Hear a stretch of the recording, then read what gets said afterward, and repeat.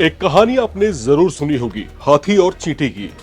जब एक चींटी हाथी की सूंड में घुस जाती है और उसे भीतर से काट काट कर इस कदर बेचैन कर देती है कि अंत में हाथी दर्द से परेशान होकर जमीन पर गिर पड़ता है और चींटी के आगे हार मान लेता है।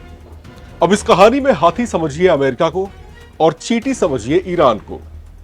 दुनिया की रक्षा पर छोटा सा देश ईरान दुनिया की महाशक्ति अमेरिका और अमेरिकी राष्ट्रपति के दबाव में आए बिना उसे रणनीतिक बिसात पर लगभग हराता हुआ दिख रहा है।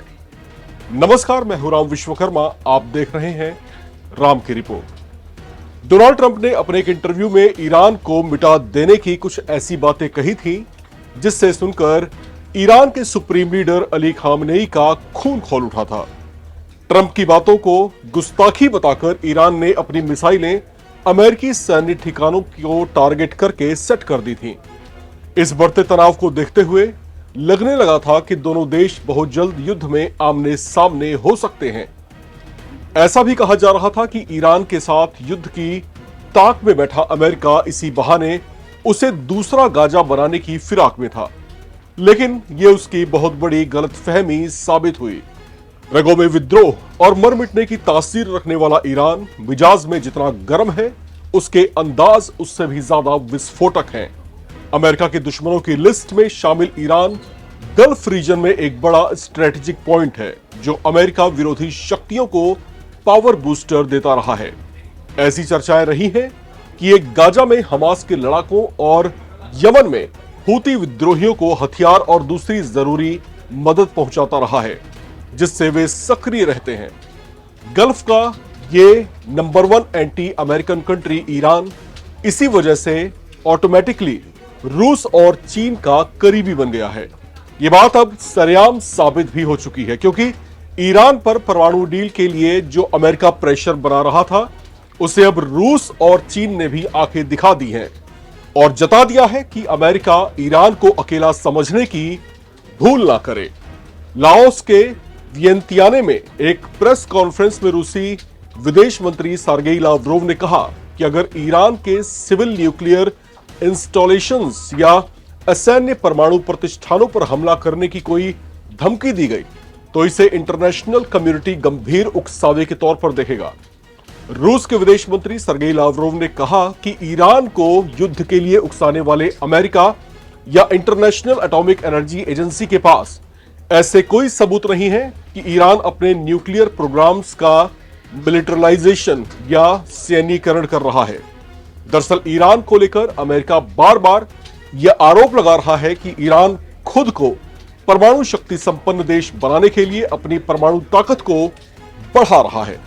उसके ऐसे दावों का आधार ईरान के कुछ ऐसे नेता हैं जो कई मौकों पर अपनी परमाणु क्षमता को बढ़ा चढ़ाकर पेश करते रहे हैं या फिर बयान देते रहे हैं। इस आधार पर रूसी विदेश मंत्री सर्गेई लावरोव ने कहा कि हर देश में ऐसे नेता होते हैं जो बातें बढ़ा चढ़ाकर पेश करते हैं, लेकिन उनकी बातों को फैक्ट नहीं माना जाना चाहिए। आपको बता दें कि कुछ महीने पहले ही तुर्कमेनिस्तान में पहली बार ईरान के राष्ट्रपति मसूद पेजेश्कियान ने रूस के राष्ट्रपति व्लादिमीर पुतिन से मुलाकात की थी।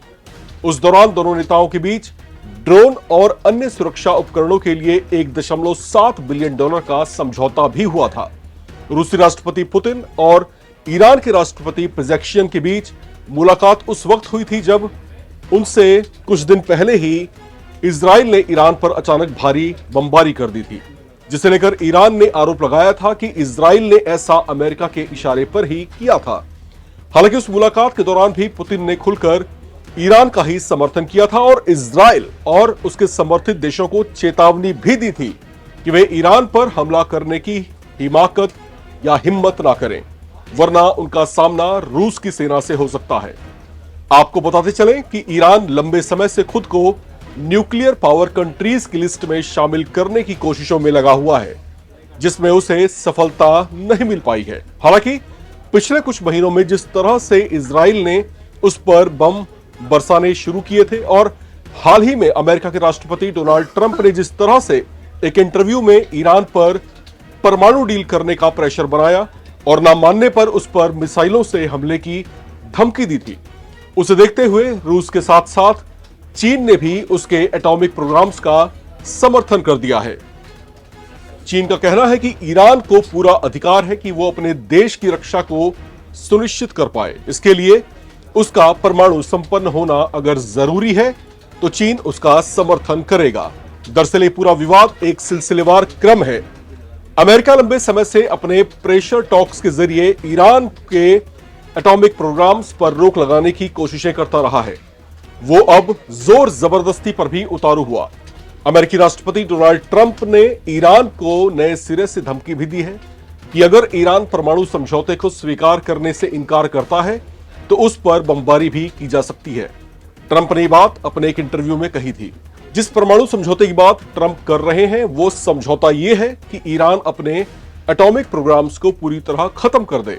इस संबंध में अमेरिका पहले से कहता रहा है कि वो ईरान को अपना परमाणु कार्यक्रम विकसित करने की परमिशन किसी भी सूरत में नहीं दे सकता, जिसे ईरान पहले से नकारता रहा है। लेकिन अब जिस अंदाज में डोनाल्ड ट्रंप ने जबरन ईरान पर डील को स्वीकार करने का प्रेशर बनाया है और ना मानने पर मिसाइल से अटैक करने की धमकी दी है, उससे ईरान अपने आपे से बाहर हो गया और उसने ऐसा होने पर अमेरिका को सबक सिखाने की बात भी कही है। ईरान का यह हौसला रूस और चीन का साथ मिलने से बढ़ा है। ईरान जो अब तक अलग थलग सा दिखाई दे रहा था, अब वो खुलकर अमेरिका को ललकार रहा है।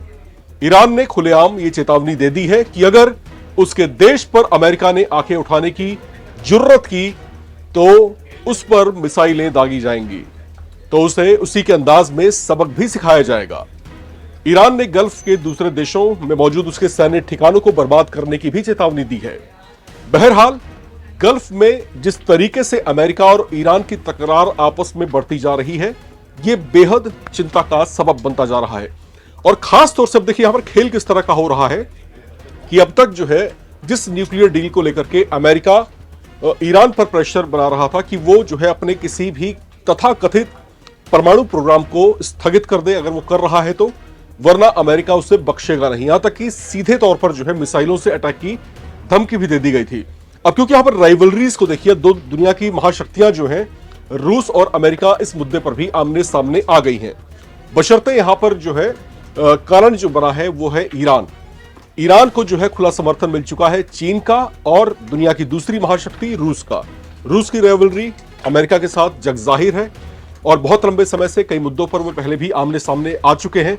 लेकिन गल्फ रीजन में पनपता ये विवाद अब किस मोड़ तक पहुंचने वाला है और किस तरीके से अब यहां पर जो है संघर्ष को एक नई दिशा मिलने की संभावना बढ़ती जा रही है, ये जो है चिंता और आपसी जो संघर्ष का जो है विषय उसको अब लगातार बढ़ाता जा रहा है। क्योंकि पहले से ही जो है इजराइल और जो हमास है वो पहले ही आमने सामने हैं और ऐसा कहा जाता है कि इजराइल को बैकडोर सपोर्ट जो है अमेरिका से मिलती है, अमेरिका से उसे पावर मिलती है और उसी के उकसावे पर जो है पिछले साल सितंबर के महीने में जो है ईरान पर जो है उसने बमों की बरसात की थी। अब उसके बाद जिस तरीके से रूस और चीन एक साथ एकजुट होकर के ईरान के साथ में खड़े हो गए हैं, इसे सीधे तौर पर अमेरिका को एक ललकार के तौर पर देखा जा रहा है। अब जबकि रूस और चीन का खुला समर्थन ईरान के साथ आ चुका है, तो ऐसे में अब अमेरिका जो लगातार धमकियां दे रहा था ईरान को, क्या उसके अंदाज में कोई परिवर्तन देखने को मिलेगा? क्या उसके मिजाज में थोड़ी नरमाई आएगी? क्या हमले की जो बातें लगातार डोनाल्ड ट्रंप की ओर से कही जा रही थी, क्या अपने उस तरह के बयानों में जो आक्रामकता थी उसे वो कम करेंगे? वो फिलहाल अब देखना यहां पर दिलचस्प रहेगा। फिलहाल गल्फ रीजन में एक युद्ध पहले से छिड़ा हुआ है, दूसरे युद्ध की संभावनाएं बढ़ती जा रही हैं। यहां पर जिस तरीके से दुनिया की शक्तियां आमने सामने ईरान के मार्फत आ रही हैं, वो जो है एक तनाव की स्थिति पैदा करता हुआ गल्फ में दिखाई दे रहा है। क्या होता है आगे, उस पर हमारी बारीक नजरें लगातार बनी रहेंगी। आप फिलहाल बने रहें और देखते रहें एनबीटी ऑनलाइन।